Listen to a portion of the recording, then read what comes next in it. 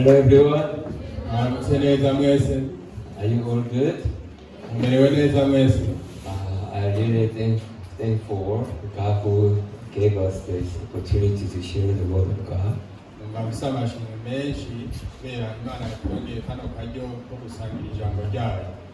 Always, word of God is becoming our hope in our life.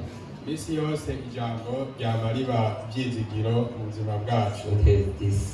of God is encouraging us all the time.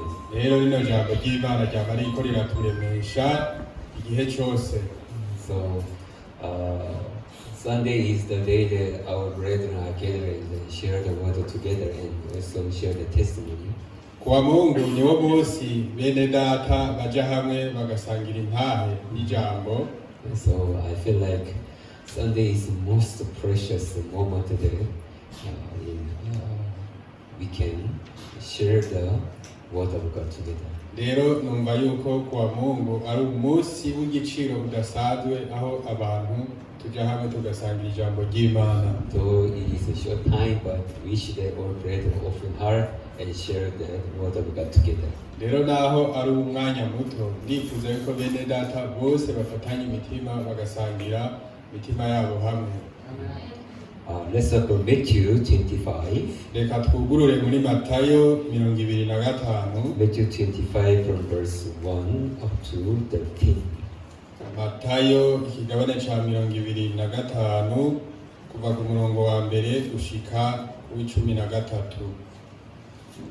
Mathew 25 from verse 1 up to 13. We read in Kirundi. Matayo 25 kuva ku murongo wa mbere gushika ku 13 turasoma mu Kirundi. Umugani w'inkumi 10. Ico gihe ubwami bwo mwijuru uzosa n'inkumi 10 zajanye amatara yazo zija gusanganira umukwe. 5 muri bo bari bijuju, bandi 5 bari abanyabwenge. Kuko bya bijuju mu kujana amatara yavyo bitajanye n'amavuta, ariko abanyabwenge bo bajanye n'amavuta mu macupa yabo hamwe n'amatara yabo. Umukwe agitebaganye bose barahunyiza barasinzira. Mu gicugu humvikana urwamo ngo nguyu umukwe nimusohoke mu musanganire.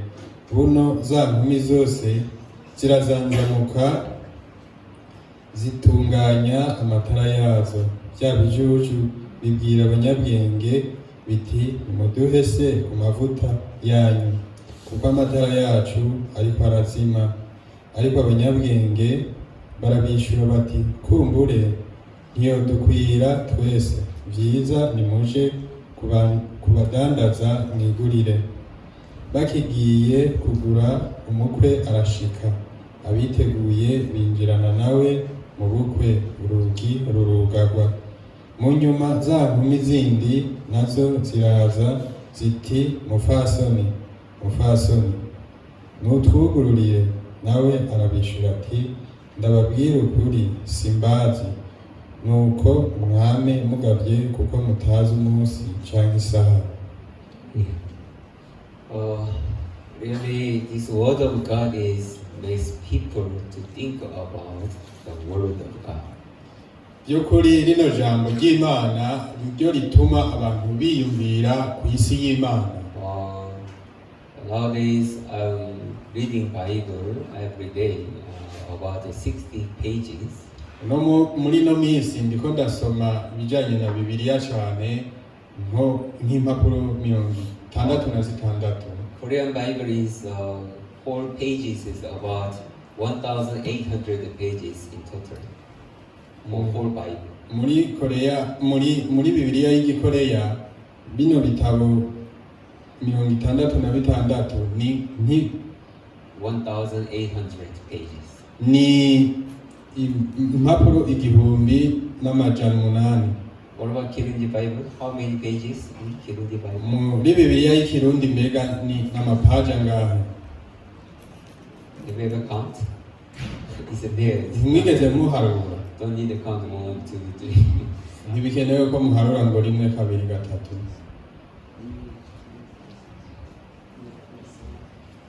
Nobody knows?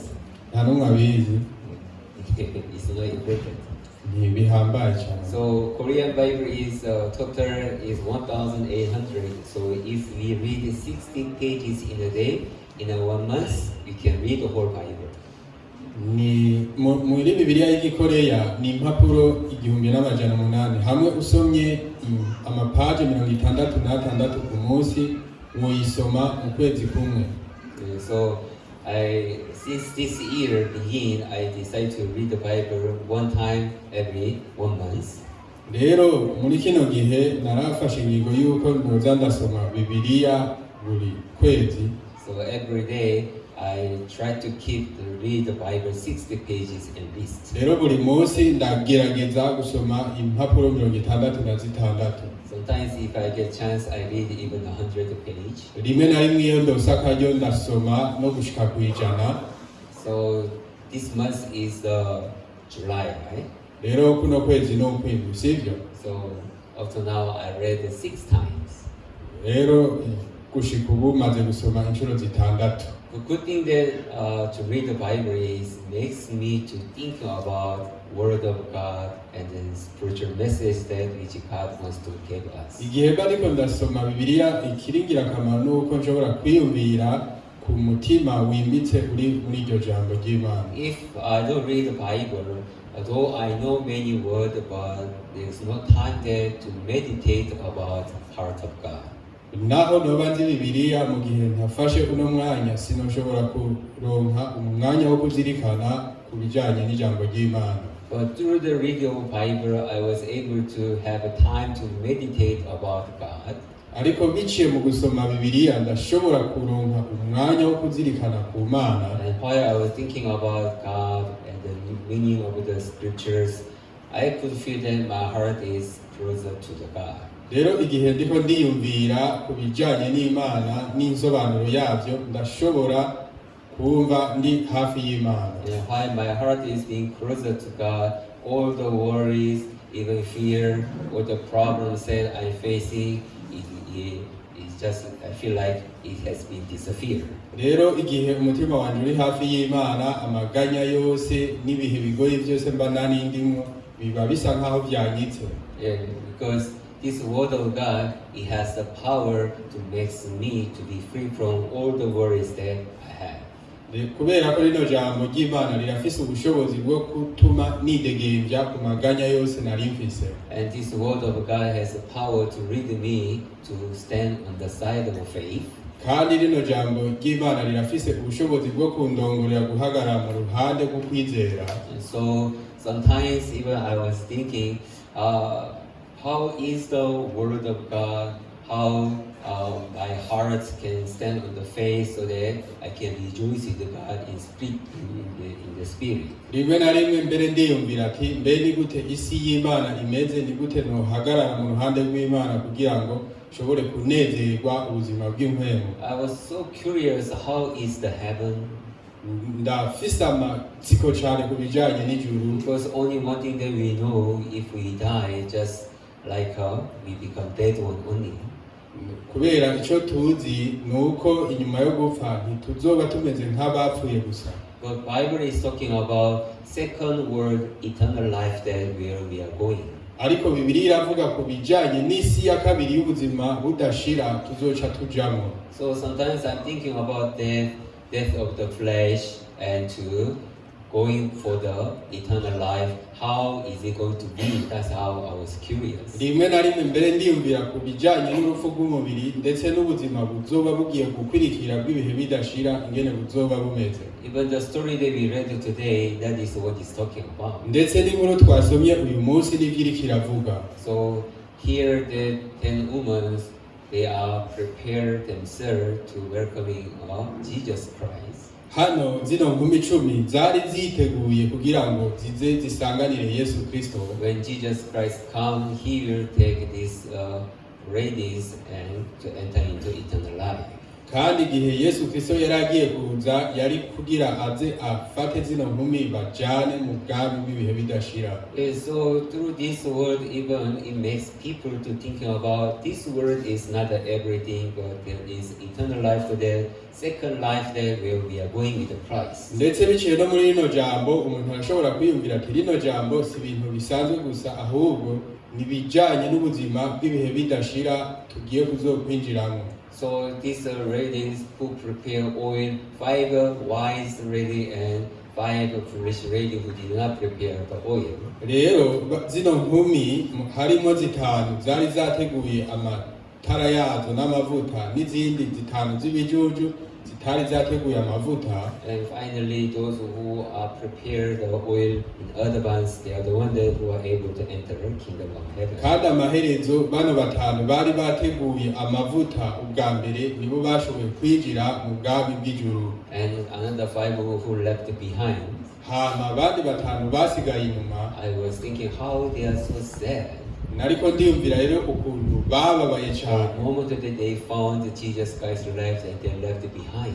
Igihe basanga Yesu Kristo yabasize basigaye inyuma. How much their heart was so sad and now they are scared of their life. Ndetse ukuntu imitima yabo yari ibabaye cyane. So have you ever think about that? Mbe muba mumaze kuvyiyumvirako? For me, whenever I read the Bible, I was like becoming a person who prepared and became a person who do not prepare the oil. Igihe jewe ku bwanje mba nsoma Bibiliya naca ntangura kwiyumvira nimba ndi umuntu yateguye canke atateguye amavuta. This is the message that though outwardly they are Christians, but the one who prepare the blood of Jesus and do not prepare the blood of Jesus, how their end will be different. That is what he's talking about. Biriko bivuga ku bijanye na bano bantu bateguye amaraso ya Yesu Kristo n'abandi batayateguye, uko niko bizoba bimeze.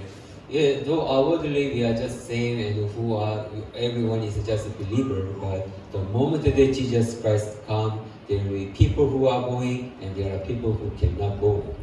Mu buryo buboneka inyuma bose n'abakristo baboneka bariko barasenga, ariko igihe Yesu Kristo azoza abateguye amaraso nibo bazojana nawe. Even in another scripture talking about 2 persons was digging the ground, but 1 person goes, 1 person left behind. Ndetse hariho n'iyindi nkuru ivuga abantu babiri bariko barimba, hama umwe aragenda uwundi arasigara. Yeah, so this Bible is talking about 2 persons or 2 different kind of person, how the end of the year their position will be. Rero ino Bibiliya yamirika iravuga ku bantu ku bwoko bw'abantu babiri ha ukuntu mu mpera z'umwaka baba bameze. So it makes people to think about which position they am I standing now? Am I a person who are able to enter the kingdom of God or who are not able to enter the kingdom of God? Rero bituma abantu biyumvira ati mbende umuntu ki, mbende umuntu agiye kuzokwinjira mu bwami bw'Imana canke atazokwinjira mu bwami bw'Imana. This one maybe we can just thinking that is the people who believe in God and who do not believe in God. That's how we can separate it. But in fact, even it can be a person who believe in God. Mu buryo busanzwe turashobora kwiyumvira ngo n'abantu bizera Imana n'abandi batayizera, ariko mu buryo bw'ibikorwa n'abantu bizera Imana. Because Bible say, those who say to me, Lord, Lord, shall not enter kingdom of God. Kubera ko Bibiliya iravuga ngo abanyambaza ngo umwami mwami sibo bazobona ubwami bw'ijuru. So this is a message to all the people who believe in God. Ariko iyi ni ubutumwa buhabwa abantu bose bizera Imana. So you testify, Lord, Lord, it doesn't mean that you are able to enter kingdom of God. Though you say, Lord, Lord, it doesn't mean you are able to enter the kingdom of God. Naho wambaza uti mwami mwami ntibisobanura ngo ugiye kuzoja mu bwami bw'Imana. So among the people who believe in God, rero mu bantu bizera Imana, there will be people who are able to enter the kingdom of God, and there are people who cannot enter the kingdom of God. hazobamwo abantu bashobora kwinjira mu bwami bw'Imana n'abandi batazobwinjiramo. So really many scriptures makes people to thinking about their eternal life, whether they are ready or not. rero by'ukuri bino byanditswe biratuma abantu bashobora gutandukanya nimba bazokwinjira mu bwami bw'Imana nimba biteguye canke batiteguye. And through these scriptures, even really God wants to lead the people to come on His side and to listen truth and to stand on the faith. rero biciye muri bino byanditse Imana ishaka kurongorera imitima y'abantu kuza guhagarara ku ruhande rwayo ngo babeho bashikamye mu kwizera. Many of the people do not know about the salvation, do not know about the true faith, and just they are trying to do their best in many churches. Abantu benshi ntibazi ibijyanye n'agakiza, ntibazi n'ibijyanye n'ubuzima bw'impwemu gusa, ariko baragerageza gusa gukora neza. And they are just thinking that because I did my best, maybe God will acknowledge me and accept me in heaven. That's what they expect in their heart. Hama bagaca bapfa kwiyumvira gusa ati kubera ko nakoze uko nshoboye kose bizotuma Imana inyemera hama inyakire mu bwami bwayo. Uko niko usanga biyumvira. But Bible is not talking about your expectation can lead you to enter kingdom of heaven. Ariko Bibiliya ivuga ngo ibyo witeze wewe nibyo bizotuma uja mu bwami bw'ijuru. It is only faith that which can lead you to enter kingdom of heaven. Nukwizera konyene gushobora kukurongorera kwinjira mu bwami bw'ijuru. So to know the word of God accurately and to stand on the side of faith is something very important in spiritual life. Rero kumenya ijambo neza na neza ugahagarara mu ruhande rwo kwizera, ico nico kintu gihambaye cyane mu buzima bw'impwemu. The Bible is talking about how you should be, but problem is people are not interested to know about the truth. Rero naho Bibiliya ivuga uko byategerezwa kumera, usanga abantu batitwararitse kumenya kuno kuri. And this Bible is really makes people to thinking about eternal life, the spiritual world, but people are not interested to know about the spiritual thing in their life. Abantu rero ino Bibiliya irikibigisha kumenya ubuzima bw'impwemu n'ubuzima budashira, ariko abantu bo usanga batabyitwararitse kubimenya. All the purpose of the Bible is to show us the Jesus Christ and to show us the eternal life through the Jesus Christ. Intumbero ya Bibiliya yose ni kutwereka Yesu Kristo no kutwereka intumbero y'ubuzima budashira. But many people, though they read the Bible, they are not interested to know about the Christ and about the salvation that which God has given to us in the Bible. Rero ariko nubwo abantu benshi basoma Bibiliya usanga batitwararitse kumenya ibijanye na Yesu Kristo na buno buzima bw'ibihe bidashira. Yeah, the moment that when our heart is focusing on the message that God wants to give us, igihe rero imitima yacu iba ihanze amaso ku kujanye no gutahura ubutumwa Imana yashatse kuduha, people are able to understand. Abantu barashobora gutahura. But no matter how many years they be in church, ariko ntacyo bivuze imyaka yose boba bamaze mu their ishengero, heart is not focusing on the word of God. igihe imitima yabo idahanze amaso ijambo ry'Imana. Outwardly, they are just a member in the church and they are the Christian. Mu buryo bugaragara inyuma baba baboneka ari abanyeshengero b'Abakristo, But there are many who has nothing to do with God and about the word of God in their heart. ariko hari benshi ataco bahuriyeko n'Imana n'ijambo ryayo mu mitima yabo. They're just their image is Christians, but their heart is not real Christians. Ishusho yabo by'ukuri ibiboneka ko ari Abakristo, ariko imitima yabo si y'Abakristo. Yeah, so many people, though they are not really standing on the faith, but they do not realize that how it is important to stand on the faith. Rero by'ukuri abantu benshi n'ubwo baba bahari mu kwizera mu buzima bw'impwemu, usanga imitima yabo itazi neza ingene bohagarara mu buzima bwo kwizera. To believing in truth and to have a real faith that can lead me to enter kingdom of heaven, how it is very important, precious, but people are not really recognize that.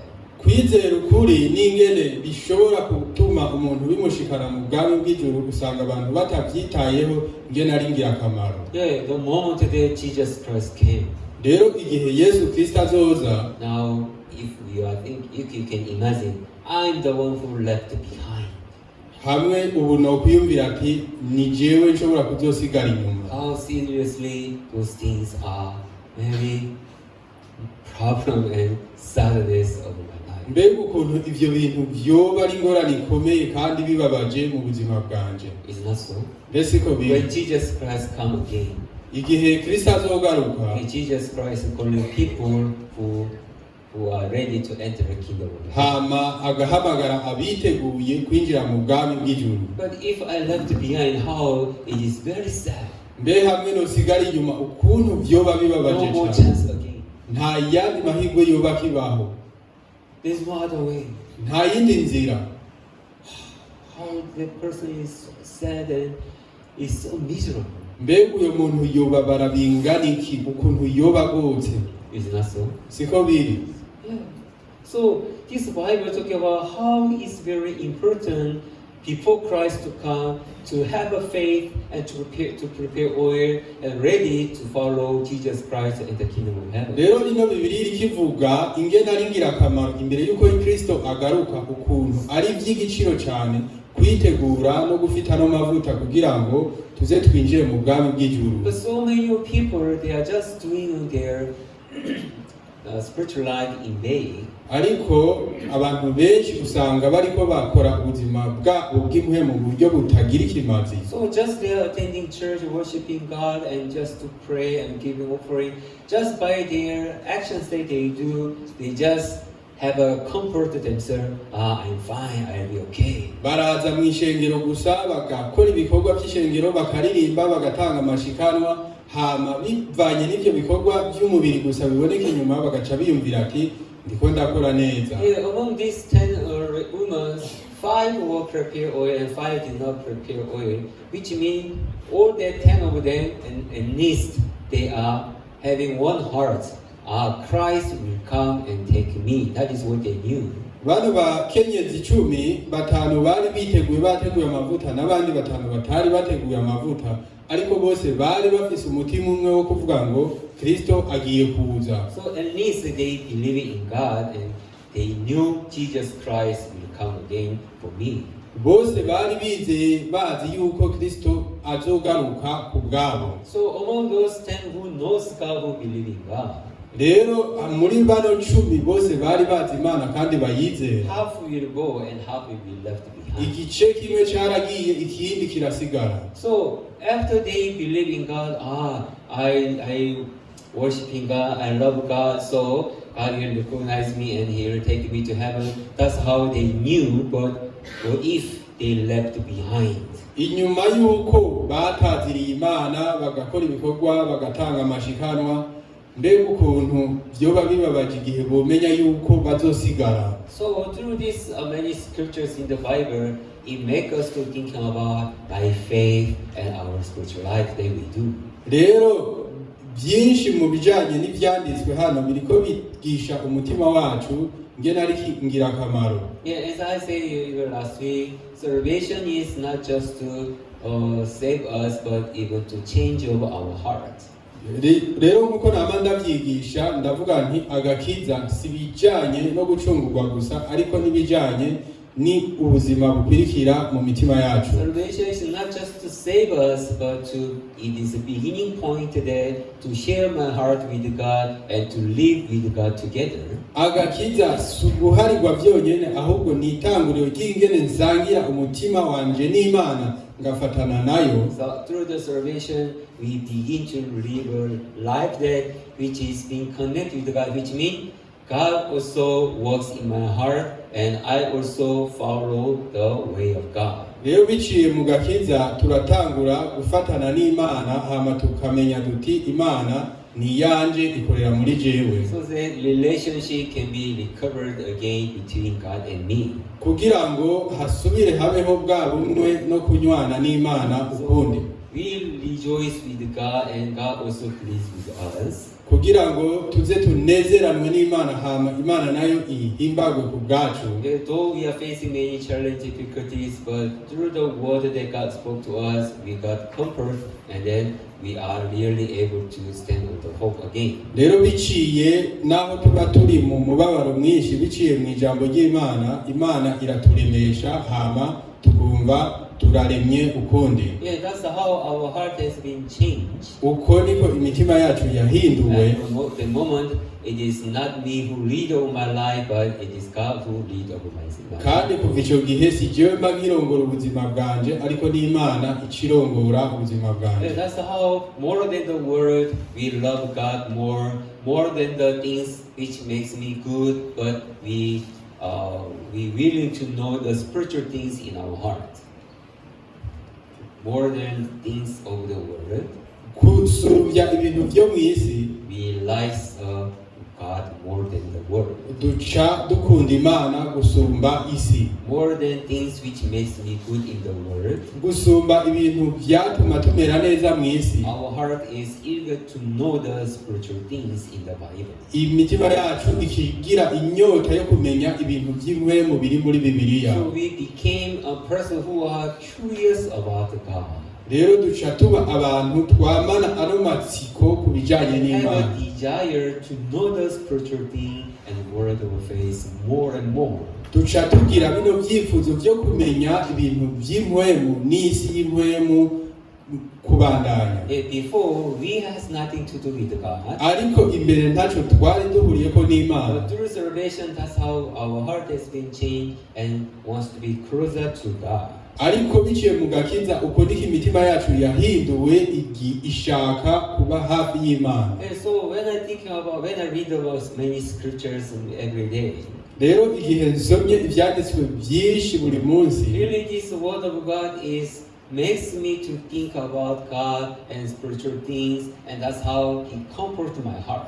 by'ukuri Imana usanga iminsi yose iriko iragerageza kunyereka ibintu by'imwemu iremesha umutima wanje. Even the heart today which is not in the faith, ndetse n'umutima utaburi mu kwizera, when I'm facing the word of God, really it changed my heart so that it lead me to stand on the faith. igihe mpanze amaso ijambo ry'Imana irahindura umutima wanje igatuma mpagarara mu kwizera. As we know, always Satan is working in this world. nk'uko mubizi Satani n'ubu aracakora mu isi, And always is against the word of God. kandi iminsi yose yamarika agwanya ijambo So ry'Imana. though we know the word of God, but always Satan works that not to stand on the faith to believe in this word. rero naho tuzi ijambo ry'Imana, Satani akora ubudasiba kugira ngo atume tudahagarara mu kwizera ijambo That's ry'Imana. how Satan makes us not to live by faith in this world. niko rero Satani atuma tutabaho mu kwizera He muri iyi makes si. people not to believe in God. atuma abantu batizera Imana. Though you believe in God, but to live by faith, it is a different story. rero naho ubayeho wizera Imana, kubaho ubuzima bwo kwizera ni inkuru itandukanye. Do you understand what I'm talking about? muratahura Yes, ibyo ndiko believing in ndavuga. God, everyone can do. Yes, I know God is there. Yes, there is the Christ. Yes, we know. Everyone can do easily. kwizera Imana umuntu arashobora kuvuga tego ndabizi na Yesu Kristo arahari, ibyo umuntu wese arashobora kubimenya. But to stand on the faith and living by faith, it is a different story in the Bible. ariko guhagarara mu kwizera no kubaho ubuzima bwo kwizera ni iyindi nkuru itandukanye. If my heart is not connected with God, if my heart is not connected with the Word of God, igihe umutima wanje udafatanye n'Imana, udafatanye n'ijambo ry'Imana, it really is impossible to live by faith, as the Bible says, just shall live by faith. by'ukuri usanga ari bidashoboka, nka kurya Bibiliya ivuga ngo umugororotsi azobeshwaho no kwizera. Just for men to live, as the Bible says, just shall live by faith, our heart first should connect with the Word of God. kugira umuntu ntabeho nka kurya Bibiliya ivuga ngo umugororotsi azobeshwaho no kwizera, imitima yacu itegerezwa gufatana n'Imana. Without being connected my heart with the Word of God, to live by faith, it is nonsense, it's an impossible thing. ntarafatanya umutima wanje n'ijambo ry'Imana, kwizera Imana usanga ari ibintu bidashoboka. Doesn't believe in God, doesn't believe in the Word of God, and how can I say that, yes, now I'm living by faith? ntizera ijambo ry'Imana, ntizera Imana, ni gute ubu noshobora kuvuga ngo ndiko mbaho ubuzima bwo kwizera? Is it? Serious. Yeah, so though we know God, but if it doesn't make a spiritual life in faith, then clearly we can say that I has nothing to do with God. rero naho tuzi Imana, mu gihe tutabayeho buno buzima bwo kwizera by'ukuri biba bivuga ngo ntaco duhuriyeko n'Imana. After salvation, if my heart is not denying myself, even I can say that I has nothing to do with God. Rero inyuma y'agakiza igihe umutima wanje udafatanye n'Imana ni nkaho noshobora kuvuga nti ntaco mpuriyeko n'Imana. Yes, spiritual life seems like it's just simple things, but if we enter into Word of God deeply, it shows us clear line that to about the faith and not to live by faith. Ubuzima bw'impwemu ni ikintu coroshe, ariko iyo twinjiye neza na neza mu buryo bwimbitse biratwereka ingene twoca umurongo hagati y'ubuzima bwo kwizera n'ubuzima atari bwo kwizera. That's how even the salvation has clear line. Nico kimwe n'agakiza ukuntu gafise umurongo ntarengwa. Though our word is the same, but when God judge people, the line of faith is so clear so that no one can against the judgment of God. Though outwardly we are just the same. Naho inyuma tuboneka cyo kimwe, but the moment that God judge us, igihe Imana iducira urubanza, in front of God, in the heart of God, line that He has about the faith is so clear. Imbere y'Imana n'umutima wayo umurongo ifise uratomoye neza. So in front of a judgment of God, no one can against His judgment. Rero imbere y'urubanza rw'Imana nta numwe ashobora kurugwanya. Oh God, even I did so. Mana ati nanje narakoze Oh God, even I have that same heart. Ndetse naragize n'uyu mutima. But God said, I never knew you. Ariko Imana igacivuga ati sindakuzi. Then everything is over. Rero ico gihe byose biba bibaye So ubusa. in our heart, we must check each every moment through the Word of God. Rero buri mwanya dutegerezwa gusuzuma mu mitima yacu biciye mu ijambo That's ry'Imana. why this Word of God is there all the time for us. Nico gituma rino jambo ry'Imana riri hano imisi yose ku bwacu. To make us to distinguish clearly. Kugira ngo ritume dutandukanya neza. This is true, then this is the word is in my heart, and that is the word I'm believing in it. Ati rino jambo nukuri kandi niryo riri mu mutima wanje niryo nizera. I thought it was true, but when I see the word of God, it is not true. Then I deny myself and change over my heart and to believe in the word of God. That is the spiritual life. Ivyo nahoze niyumvira ko ari ukuri ariko nsuzumye mu ijambo ry'Imana ndabonye ko atari ukuri. Rero reka mpagarare mu ruhande rw'Imana. Problem is, though they believe in God, there are so many people in the world who has nothing to do with God. Ingorane nuko naho bizera Imana hari abantu benshi mw'isi ataco bahuriyeko n'Imana. Although outwardly they are Christians, but in their actual life, just they are living according to their flesh continually. Naho ari abakristo ariko mu buryo buboneka inyuma, ariko mu buryo bwimbitse usanga ari abantu basanzwe. The word of God never leave people to live according to flesh continually. Ijambo ry'Imana rero ntirituma abantu babandanya bibereyeho mu buzima bw'umubiri. Word of God makes people hard to deny themselves, to break their flesh, and to obey the way of God. Rero ijambo ry'Imana rituma abantu bamenya ukuntu bokwiyanka n'ingene bokwijanjagura. So after salvation, after Christ entered in my heart, really my relationship which I make with God, it become very closer. Rero inyuma y'agakiza umutima Imana iduha nuko twegera Imana, so that I become happy and rejoice with Christ in my heart. Kugira ngo nshobore kunezerwa nezeranwe na Kristo mu mutima wanje. But if we do not have a certain heart there which makes to against my flesh or to break over my flesh, ariko iyo ntafise bino vyumviro vyo kujanjagura umubiri wanje no kuwugwanya, you can say that I has nothing to do with God. Turashobora kuvuga ati ntaco mpuriyeko n'Imana. Because God has heart there to lead us to enter into spiritual world. Kubera ko Imana ifise umutima wo kuturongorera mu buzima bw'impwemu. So through this word of God continually spilling over our mind and our heart. Rero biciye muri rino jambo ry'Imana iguma ikwega imitima yacu n'ubwenge So bwacu. that it always makes our heart to connect with Him. Kugira ngo imisi yose igume ituma imitima yacu ifatana That nayo. is how Christ works in our heart. Uko niko Kristo akora mu So mitima we yacu. have so many desires, naho dufise ibyifuzo byinshi, though we have so many angers, naho dufise though we have so many sadness, naho dufise umubabaro mwinshi, there are so many things in my heart. hari ibintu byinshi mu mitima yacu, But this word of God and Christ who is in me, ariko rino jambo ry'Imana na Kristo ari muri He jewe always leads me not to follow my own heart, rindongora iminsi yose kudakurikira umutima wanjye, not to do things according to flesh. kudakora ibyo umubiri wanjye So wifuza. our focus is being changed. Rero intumbero yacu yarahindutse. Before our focus is the word and my life and my flesh. Ubwa mbere intumbero yacu yari isi, ubuzima bwanje n'umubiri wanje. But after salvation, now it makes our focus to the heaven, even to the spiritual things in the Bible. Ariko inyuma y'agakiza intumbero yacu yabaye ijuru n'ubuzima bw'impwemu, So that it leads us to stand on the face all the time. kugira ngo dushobore gushikama mu kwizera iminsi yose. That's why we are able to obey the word of God. Uko niko dushobora kubaha ijambo ry'Imana. God said that I should not thinking about what to eat or what to wear in my life.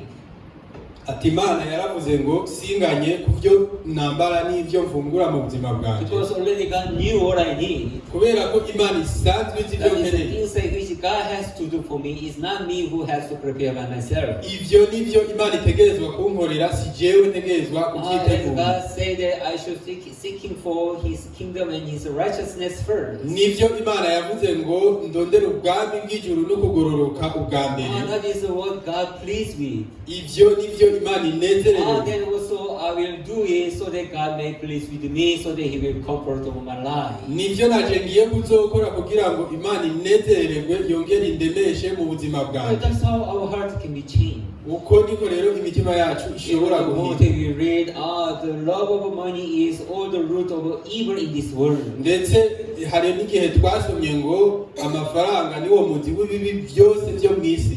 Then if I do like that, surely I will be in evil things always, and it will be destroy me. I should not do so. Ati ubu rero hamwe nokora gutya nzogwa mu bintu bibi bishobora no kundandura, rero sinkwiye kubikora gutya. Yeah, that's how this word of God makes our heart to change and stand on the faith. Uko rero niko ijambo ry'Imana rishobora gutuma imitima yacu ihinduka igahagarara mu kwizera. And really it makes me to do things that which God can please with me. Hama rikadutuma dukora ibintu Imana ishobora kunezererwa. Yeah, that is the person that who are connected with God. Rero abo nibo bantu baba bafatanye n'Imana. Although we know God, if I do everything for my flesh, if we are thinking about worldly things, if I enjoy with the worldly thing, then really we has nothing to do with God. Rero igihe twizera Imana mugabo tukaguma dukora bino bintu bifatanye n'umubiri gusa, by'ukuri nta kintu tuba duhuriyeko n'Imana. Yeah, of course, we have to work to get money to maintain my life, but that is not that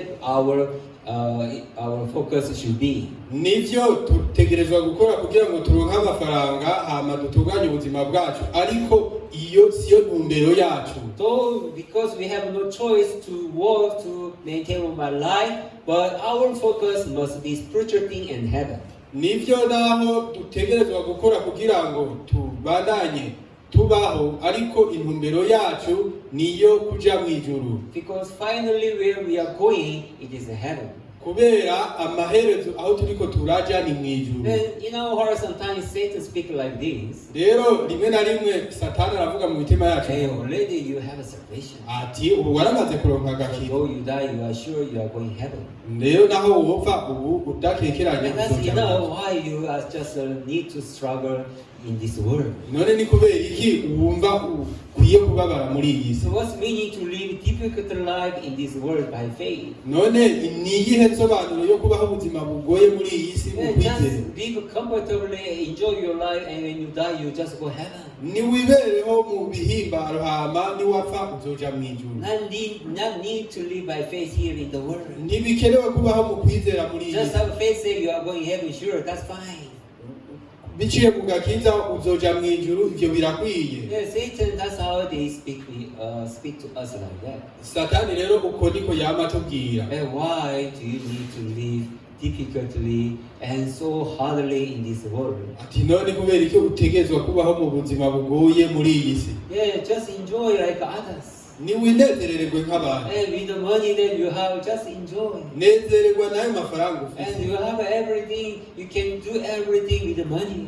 Urafise buri kimwe, urashobora gukora icyo ushaka n'amahera. Let's put like others do who are serious, but you is okay. Don't Reka abandi bakora ubuzima bw'impwemu babishimitsemo, ariko wowe wibere uko ushaka. already heaven is promised for you, so that don't worry. Ijuru ryamaze gusezeranwa kuri wewe, ntugire ubwoba. So that it makes us not to live by faith, just to live according to flesh continually. Kugira ngo bitume tutabaho mu kwizera, ariko tubandanye twiberaho mu mubiri. The Bible is talking about four kind of land. Four kind of land. Bibiliya iravuga ku bijanye n'ubwoko bune bw'amasi. Seed has been spread in 4 different kind of land. Imbuto zaguye mu bwoko bune bw'amasi There atandukanye. are land that which spread on the wayside, Hariho imbuto zimwe zaguye ku nzira, and stony place, izindi mu rutandara, and with many thorns, izindi mu mahwa, and a good land. hama izindi mu ivu ryiza. The seed has been spread, but only in good land. That is what is multiplied 60, 30, even 100. Ariko imbuto zaguye mu isi gusa nziza nizo zashoboye kumera ziranagwira. Other lands, whether it just died there, was sprout a little bit, but not able to grow, continue. Mu yandi masi zapfiriye hajya nyene, ahandi naho zakuze buke buke ntizashoboye kwimbuka. Because of the things of the world, Kubera ibintu byo mu isi, because of many worries of the life, kubera amaganya menshi yo mu because buzima, of many temptations that which Satan is made. kubera ibigeragezo byinshi Satani arungika. So those seed has been spread clearly, but according to how their heart is, this word of God grows perfectly or not able to grow. Rero naho imbuto zari zatewe neza, kubera aho hantu ukuntu hameze ntizashoboye gukura. Recently, we planted some trees on the fence there. Ubushize hariho imbuto twateye hajya, And then we dug the ground. twarimbye mu ivu. So when we dug ground, I found many stones under. Rero igihe twari ko turimba mu ivu, nasanze amabuye menshi munsi. So I removed, continue. I made a space to plant the trees. Rero nagumye ndayakura kugira ngo ndonke ikibanza cyo gutera. After we plant all, we began to keep water, and even it was a rainy season, so there was enough water. Rero nyuma yo gutera twaravomera, ndetse hari n'igihe c'imvura. So that time I saw how this tree is beginning to grow slowly. Rero kuva icyo gihe narabonye ingene ivyo biti byariko birakura buke buke. But there is one tree which is still same. Ariko n'ubu haracyariho igiti kikimeze kwa kundi. When I plant this, is grow like this much only, small like this. Igihe nagitera cari gatoyi nk'uku. Up to now it's the same size, it's like this. Ariko gushika n'ubu kiracameze kwa kundi. Why? None kubera iki? Because root cannot grow. Kubera imizi ntishobora Which gukura. means under that root there is a stone.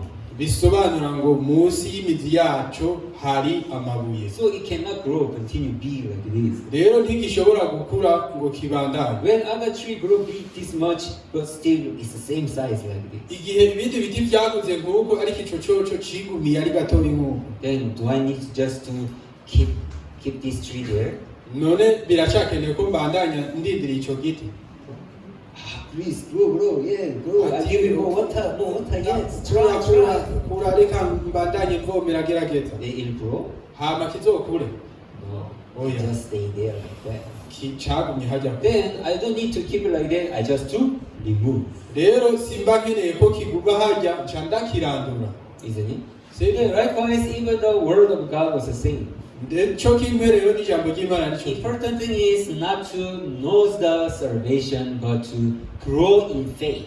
Ikirigira akamaro si ukumenya kano gakiza, ariko ni ugukura mu kwizera. If we are really in faith, my spiritual life, even my faith, cannot just stay in the same size, but to grow continually. Igihe turi mu kwizera n'ubuzima bwacu bw'impwemu ntibuguma ari bugufi kujya, ariko burabandanya bukura. That is how God works through the Bible, not to live as the same size, but to grow continually in God. Nuko niko Imana ikora muri Bibiliya, si kugira ngo tugume kwa kundi twari turi, ariko no kugira dukure mu buryo bw'impwemu. Are you together? Turi kumwe. So salvation is just a beginning point that now to ready to grow. Rero agakiza ni intango yo gukura mu buzima bw'impwemu. That's how we grow in faith and become closer with God and unite with God in faith. Rero ko niko dukura mu kwizera tukegera Imana hama tukanywana nayo. So that you can see a lot of glory of God in my life and works of God in my life. Hama tukazobona icubahiro c'Imana gitangaje n'ibikorwa byayo mu buzima bwacu. How God lead my heart, how God lead my thoughts, so that I will not do according to flesh but in faith. Ukuntu Imana yarongoye ubuzima bwanje kugira ngo simbandanye mbaho mu buryo And bw'umubiri. how God exactly and precisely work according to what He promised. N'ukuntu Imana yakoze n'inkomezi bivanye n'isezerano And ryayo. also how God protect me in this world. Ndetse n'ukuntu Imana yandinze muri iyi si. And also how God works sincerely in my life. Ndetse n'ukuntu Imana yakoze ishimitse mu buzima So that bwawe. our heart can rejoice with God. N'ukuntu umutima wanje washoboye Our kunezererwa heart Imana. is become full of thankfulness. N'ukuntu umutima wanje washoboye kuba wuzuye So that amashimwe. we glorify the name of God. Kugira ngo nshire hejuru izina ry'Imana. If we see the book of Psalms, Igihe dusomye mu gitabo ca it Zaburi, is songs of the many people. hariyo indirimbo z'abantu benshi. But if we see how they is praising the God, Ariko turavye ingene bahininahaza Imana, though they are in worries, naho baba bari mu maganya, though they are in dangers, naho baba bari mu though they bibabangamiye, are facing many challenges, naho baba bari mu bihe byo guhangana but as byinshi, long as they believe in God, igice cyose baba bizeye their Imana, heart is not dwelling in a sadness or worries and fear, imitima yabo ntiyaba mu maganya n'ubwoba, but they look upon God, ariko barahanga amaso they Imana, are seeking for God, bararondera Imana, and they get a hope and strength again in their hearts. bakaronka ibyizigiro n'inkomezi mu mitima That's how yabo. they overcome all the challenge they are facing. Uko niko barengera ibihe byose bigoye baba And their heart bahanganye is nabyo. full of thankfulness. Hama imitima yabo ikuzura And amashimwe. that's how their heart is become abundant by the faith. Kandi uko niko imitima yabo yarose umusesekara mu That's kwizera. why David was able to testify in Psalms chapter 23. Nuko niko na Dawidi yashoboye gushinga intahe muri Zaburi ya 23. What is his testimony? Yashinze intahe gute? God is my shepherd. Ati uhoraho niwe mwungere wanje, I shall not want. sinzokena. Isn't it? Sibyo? How could he testify like that? None ni gute yashoboye gushinga intahe nk'uko? Because though his life is full of difficulties and challenge, and then many people who are against him, Ni kubera ko naho ubuzima bwiwe bwari mw'imihigo myinshi n'ingorane n'abantu benshi bamuhama. every moment that he was facing challenge, but his heart, his focus was look upon God. Imisi yose yaba ahanganye n'ibihe bigoye, ariko umutima wiwe waba werekeza ku Mana. And every moment God was the one who comforted him. Kandi buri gihe cyose Imana niyo yamuremesha. That's why he could make this testimony. God is my shepherd, I shall not want. Uko rero niko yashoboye kuba ubushingiro ntahati uhoraho niwe mwungere wanje sinzokena. That is not only life of David. Si ubuzima bwa Dawidi gusa, That is even God wants to make our life. ndetse ni nako Imana ishaka kugira ubuzima bwacu. Each our brethren, each every one of you. Muri buri mwene data umwe wese ngaha. That is the life that God wants to make you. Ubwo nibwo buzima Imana ishaka kubakorera. Yes, Nashi. Praise Jesus. Then it is only possible when your heart is connected with God. Birashoboka gusa igihe umutima wawe ufatanye It's n'Imana. only possible when you are standing on the face with God. Birashoboka gusa igihe uhagaraye mu kwizera n'Imana. But if we has nothing to do with God, if I have nothing to do with the Word of God, Ariko igihe ataco duhuriyeko n'Imana n'ijambo ryayo, Lord is my shepherd, I shall not want. This word never come to in your life. uhoraho niwe mwungere wanje sinzokena, rino jambo ntirishobora kubaho mu buzima bwacu. Do you understand what I'm saying? Murataha ibyo ndi The kuvuga. scriptures that we read today. Ibyanditswe rero twasomye uyu munsi. Nearly 5 women who are able to go with Christ. By'ukuri bano bakenyezi zino nkumi zitanu zashoboye kujana na Kristo. Only what they prepare is one small thing. It is just oil. Ikintu kimwe gusa bari bateguye cyari gisanzwe yari amavuta. But it was makes them to able to follow Jesus Christ to enter the kingdom of God. ariko byarabashoboje gukurikira Yesu Kristo binjira mu bwami bw'ijuru. Seems like it is nothing, right? Biboneka nk'aho ataco bimaze. Just oil. It seems like it's a small thing, right? Utuvuta gusa biboneka umenga ni ibintu This bisanzwe. five women was not prepared the oil enoughly. Nico gituma bano bakenyezi batanu bo batari bateguye It's okay, just go there. ati birasanzwe reka Yeah, tugende. you can prepare any time. Turashobora kubitegura umwanya uwo ari It's wo not wose. something important at all. Si ibintu ngirakamaro cyane. This is why they do not prepare and just go there and waiting for the Christ. Nico gituma bagiye ataco bateguye bo bagenda gusa ngo bagiye guhura na But in fact, those small oil which they consider it is not very important. ariko biturutse kuri ayo mavuta bo babona kwari bisanzwe. Yeah, it is one which makes them not able to follow Jesus Christ. Nivyo byatumye badashobora gukurikira Yeah, Kristo. in our life, seems like faith is not really great thing, important things of my life. Rero no mu buzima bwacu ukwizera tubone umenga ni ikintu kidasanzwe. Hey, what's meaning to live by faith? It's not something very important, something that really I need. That's how we feel that. Twiyumva nk'aho umenga kwizera kubaho ubuzima bwo kwizera si ikintu gihambaye. That's why we can just live myself to live according to flesh. Nico gituma dushobora kwiberaho mu buzima bw'umubiri gusa. Living without faith. Tudafise ukwizera. Just to live without God. Tudafise Imana. Without knowing what is the spiritual things that God may please with me. Tutazi mbega ni ibihe bintu by'impwemu Imana yonezererwa kuri jewe. That's how Satan makes people not to thinking about faith in your life. Uko rero niko Satani atuma abantu batiyumvira ku bijanye no kwizera mu buzima So bwabo. just living according to circumstances. Bakabaho gusa bivanye n'ibihe. Because this is how am I, so I cannot help to live like this. Kubera merewe nk'uku nta kundi nokora atari kubaho gutya. Because my situation is now is like this, so I cannot help to follow this way. Kubera ibihe byanje bimeze uku nta kindi nokora uretse gukurikira ino nzira. Yeah, then what about the faith? None mbe bimeze gute ku bijanye no bimeze gute ku bijanye Yeah, n'Imana? how does God wants to work in your life? Mbe ni gute Imana ishaka gukora mu buzima bwawe? How does God wants to help our life? Ni gute Imana izofasha ubuzima bwawe? Where does God wants to lead of our life? Ni gute ni hehe Imana izorongora ubuzima Yeah, bwawe? really, as we are testifying, God is mighty. Byukuri nk'uko dushinga intara ko Imana ari nyabushobozi. Yeah, really, even He makes us to have His heart so that He guides us to do His will. Yatumye kandi tugira n'umutima wayo kugira ngo dukore umugambi wayo. Is not so? Siko biri? Yeah, God, He has the will that to do something through us. Rero Imana irafise uno mugambi wo kugira icyo ikoze muri twebwe. So there are things which God put in us. Hariho ibintu Imana yadushizemo And He make us to do it. kandi izotuma tubikora. Yeah, surely there is a heart that which God has put in us. Byukuri hariho umutima Imana yashize muri twebwe. Yeah, that is the person that who believe in God. Abo nibo bantu baba bizera If Imana. really we receive salvation.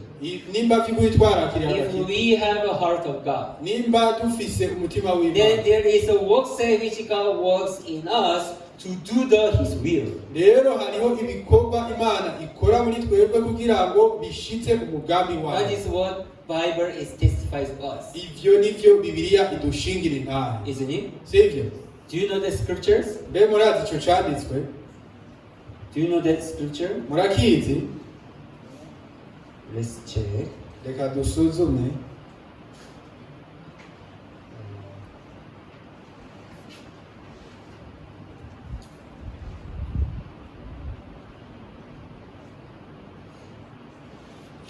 Sorry, I forget.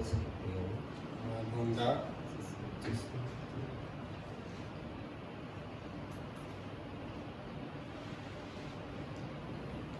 Philippians chapter 2 verse 13. Abi Filipi ikigabane ca kabiri. Philippians chapter 2 verse 13. Abi Filipi ikigabane ca kabiri umurongo wa 13. For it is God who works in you both to will and to do for His good pleasure.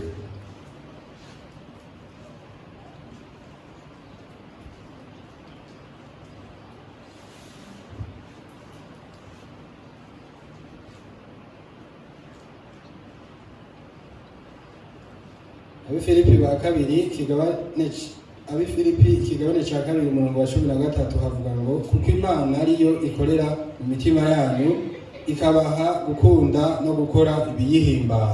Here Bible says clearly, God who works in you both to will and to do for His good pleasure. Byukuri Bibiliya iravuga ngo kuko Imana ariyo ikorera mu mitima yanyu ikabaha gukunda no gukora ibiyihimbara. So surely if God is so who stands in me, byukuri nimba Imana ariyo ihagaze muri jewe, there is the work which God does in my heart, in my life. Hariho ibikorwa Imana ikora mu mutima wanje mu to buzima do bwawe. His will. Kugira ngo ishitse umugambi To wawe. do for His pleasure. Kugira ngo ikore ibiyihimbara. Yes, Nashi. Praise Jesus. That is how we are.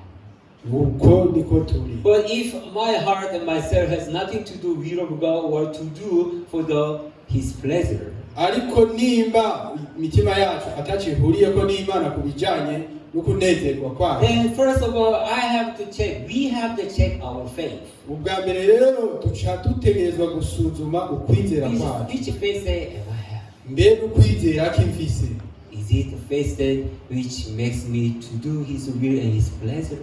mbere ukwizera gutuma nkora umugambi wayo no kunezerwa kwayo, Or has nothing to do with God? canke ntaco mpuriyeko Just nayo, thinking about my life and my flesh and myself.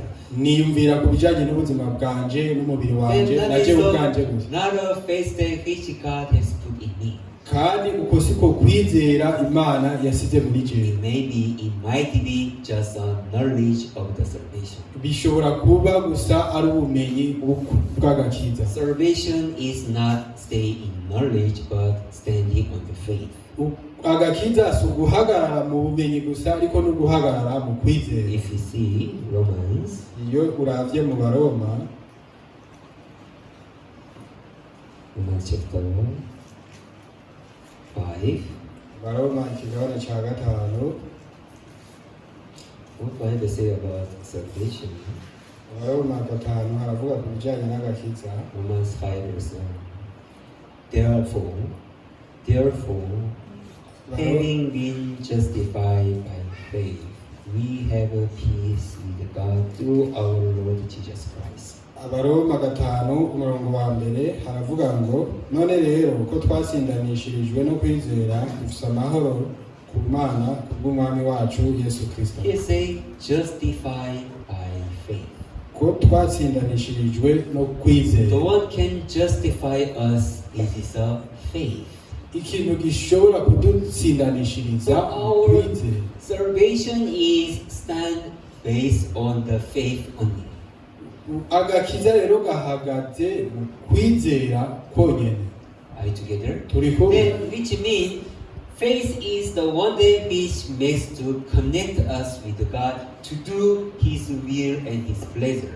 Bisobanura ngo ukwizera konyene niko gushobora gutuma dufatana n'Imana tugashobora gukora ibiyihimbara. Are you together? Turiko. Then once we are standing on the faith, automatically what is happening in our heart? Rero igihe duhagaze mu kwizera by'ukuri bukwi na bukwi niki gica kiba mu mitima yacu. Having same heart with God. Dufise umutima umwe n'Imana. This is the will of God. Ati uyu ni wo mugambi. This is what God is pleased with. Ibi nivyo biyihimbara. So I will do so. Rero ngiye kubaho I want to follow. Rero ngiye ntegerezwa gukurikira. That is what is happening once people are standing on the faith. Ivyo nivyo biba igihe abantu bahagaze mu kwizera. But after knowing the salvation, Ariko inyuma yo kumenya if agakiza, continue going back to the flesh, iyo ubandanije if wikira continue mu going with mubiri, the flesh, iyo ubandanije ugenda n'umubiri, has nothing to do with God. No, it's okay, salvation thankful, but ntacyo I'm busy mpuriye with ko this man. n'Imana agakiza n'isaha n'ivyo gushima. God, I'm busy for these things first. Mana ubu mwawe n'ibi. Then we must have thought about the faith. Ico gihe dutegerezwa gukekeranya ku bijanye no kwizera. Tuba dufise ubumenyi You gusa. might know, now I know, so I'm ready to go heaven. But later, when Christ comes, we are the one day who can just left behind. Utegerezwa kumenya ati nivyo ndafise agakiza nzoja mu ijuru, ariko igihe Yesu yoza ushobora kuzoba mu bosi So bwawe. while I read the Bible, it makes me to think about many things a lot and deeply. Rero iyo ndiko ndasoma Bibiliya bituma niyumvira ibindi bintu byinshi mu buryo bwimbitse. How God is going to distinguish about our faith. Ingene Imana igiye kuzotandukanya ibijanye no kwizera kwawe. How God is really going to judge according to the faith. Ingene Imana igiye kuzoca urubanza bivanye no kwizera. So even while I'm thinking about that, faith is simple things, but really it is clear and important things about our life. Iyo rero ndiko ndiyumvira ndabona nti ukwizera ni ikintu gisanzwe ariko ni ikintu gitomoye neza na neza ku bijanye n'ubuzima bwacu. Because God said that faith is accounted for righteousness. Kubera Imana yavuze ngo ukwizera kuzoharurwa ku bagororotsi bonyene. Faith is the one day which can make God to please with us. Ukwizera niko kuzotuma Imana iduhimbarirwa. So brethren, in your life, Rero bene data mu buzima bwanyu closer to the word of God. mwegereye ijambo ry'Imana. And this word of God make you to think about His word. Hama rino jambo ry'Imana ritume mwiyumvira ku bijanye n'ijambo And ryayo. this word of God split your heart clearly whether you are in faith or not. Hama rino jambo ry'Imana rishobore kubatandukaniriza neza niba muri mu kwizera canke mutakurimo. And also can help you to stand on the side of faith. Hama ribatume muhagarara mu ruhande rwo kwizera. So that it makes you to do His will and to do His pleasure. Kugira ngo itume mukora ibiri mu mugambi wayo binayihimbara. So then really at the end you find yourself, really God, you help me to stand on the faith so that I will be with you.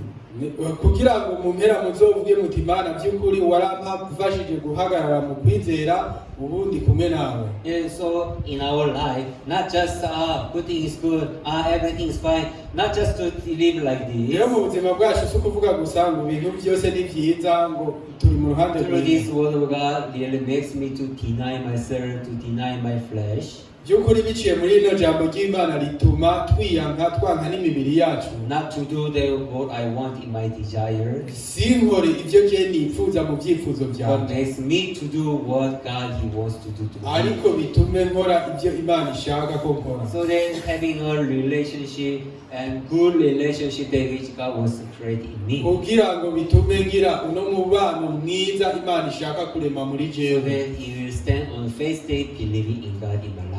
Kugira ngo bitume mpagarara mu kwizera Imana mu buzima So bwanjye. through the things which God provide, through the things which God comfort me in faith, Rero biciye mu byo Imana impa, biciye mu byo Imana indemeshamwe mu kwizera, it will make me to sing together like David. Lord is my shepherd, I shall not want. bizotuma naje ndirimba cyo kimwe na Dawidi iti uhoraho niwe mwami wanjye sinzokena. God is become everything of my life. Imana izocika buri kimwe cyose mu buzima And bwanjye, through that I have been comforted kandi biciye muri ibyo and nzoremeshwa, to get the strength again nzoronka n'inkomezi nsha against all the things of my life, byo kurwanya ibintu byose by'ubuzima bwanjye, and also to be comforted by God everything in my life. kandi bitume ndemeshwa n'Imana muri buri kintu So cyose mu in buzima each bwanjye, every moment, it is a moment that to find God in my life. kugira ngo buri kanya kose kabe akanya ko kubona Imana mu buzima bwanjye. Remember why God caused Israel. Mwibuke impamvu Imana yavumye Not Abanyisirayeli, because their behavior is bad, si kubera ko inyifato zabo zari mbi, but their heart has been departed from God to believing in God and worshiping God. ariko imitima yabo yari yaravuye ku Mana, ntibari bakiyizera ngo bayininahaze. They worship many other idols that which makes their flesh and their life become good. Basenze ibindi bigirwamana byatuma imibiri yabo imera neza. God told them, you should believe in me only, but that is what Israel people now does. Imana yari yavuze ati mutegerezwa kwizera jewe gusa, ariko si byo bakoze. That's why they cannot help but to be cursed. Nta kindi rero cyababaye That's kuretse why God has forsaken them. nicyo gituma Imana yabanze. In our life, Rero mu buzima bwacu what makes me to connect with God? niki gituma mfatana It n'Imana? is His word only. Ni ijambo ryayo ryonyine, But in our heart, ariko mu mitima rather yacu than to have a word of God in my heart, tutitayeho ibyo gufita ijambo ry'Imana mu If we are mutima. feeding my heart with many other things from the world, Iyo twumva duhagijwe n'imitima yacu n'ibindi bintu byinshi byo mu isi, really it will destroy me. by'ukuri bizoturandura. Brethren, be near to the word of God. Bene data, nimube hafi y'ijambo It ry'Imana. will show you the way of your life. Rizobereka inzira y'ubuzima It will bwawe, guide you to stand on the faith, hama ribarongorere guhagarara mu so kwizera, that it can make us to praise the name of God in faith. kugira ngo rize ritume tuninahaza izina ry'Imana mu kwizera. All together. Turi kumwe. Thank you so much. Murakoze I cyane. finish here. Reka ndangirize Let's cyane. pray.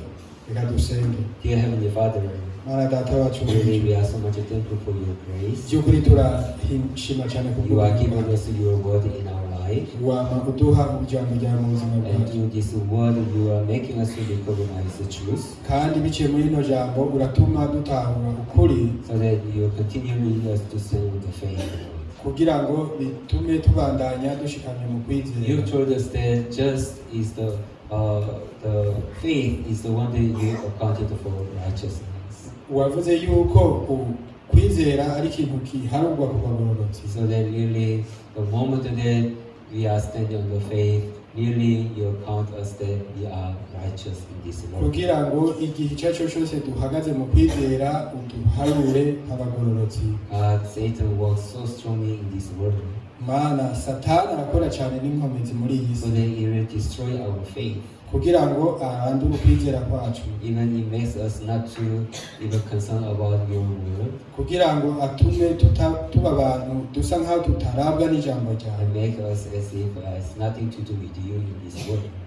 biboneke nka tube abantu ataco duhuriyeko nawe muri iyi si. But God, through this church and through the word, Ariko Mana, biciye muri rino shengero no mu ijambo ryawe, always you make our heart to turn away from this world, iminsi yose wamutuma imitima yacu ihindukirira ijambo ryawe, make us to connect with you through the faith, bigatuma dufatana nawe mu kwizera, so the rest of our life, not just live according to flesh, but make us to live by faith in this world. kugira ngo ubuzima dusigaje ntituzobubeho mu mubiri gusa, ariko tububeho mu kwizera. So God, also I pray for all our brethren. Ndetse Mana, ndasengeye na bene data bose, Each and every moment is a challenge for us. igihe cyose cyama ari guhangana muri twebwe, That's why easily can be tempted by the Satan.